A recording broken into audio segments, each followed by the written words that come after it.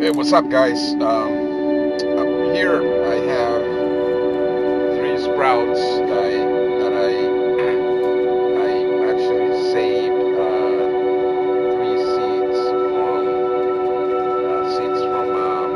leeches that I purchased from the supermarket. I decided to save these seeds, and I was like, I would just plant them to see what happens. I use peat moss. I even bought the